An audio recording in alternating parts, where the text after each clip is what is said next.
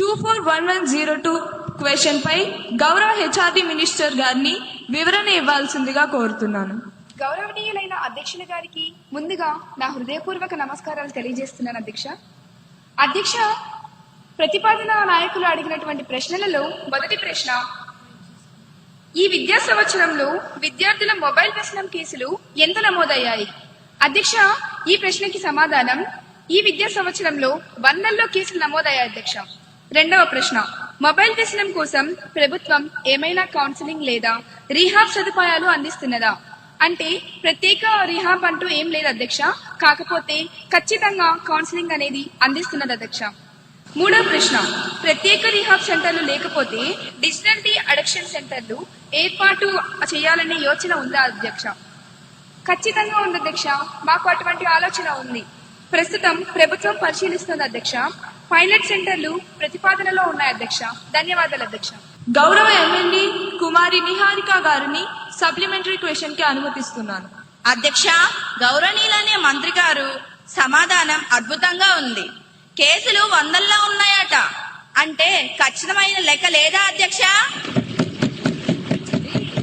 లేక అది కూడా ఫోన్లో క్యాండీ క్రష్ ఆడుతూ లెక్క పెడతారా?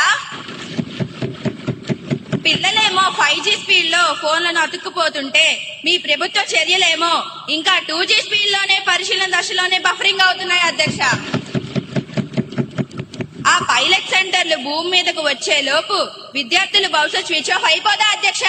అధ్యక్ష, గౌరవ సభ్యులు సాంకేతిక గురించి 5G గురించి బాగానే మాట్లాడారు అధ్యక్ష.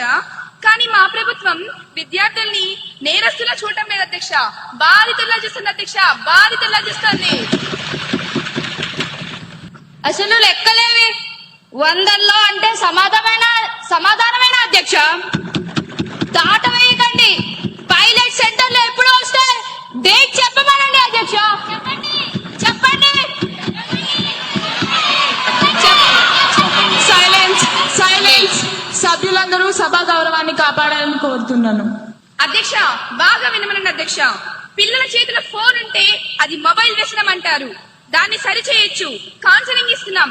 కానీ ప్రభుత్వం ఏం చేసినా గుడ్డిగా వ్యతిరేకించే మీ మైక్ వ్యసనానికి మాత్రం ప్రపంచంలో ఏ రిహాబిలిటేషన్ సెంటర్ మందు కనిపెట్టలేదు అధ్యక్ష. పిల్లలకి కౌన్సిలింగ్ పనిచేస్తుంది కానీ మీకు పని చేయదు. పైలట్ సెంటర్ల మీద దృష్టి పెట్టాం అధ్యక్ష మేము. మీరు కేవలం అల్లరి మీద మాత్రమే దృష్టి పెట్టారు అధ్యక్ష. తేడా అదే అధ్యక్ష. ధన్యవాదాలు అధ్యక్ష.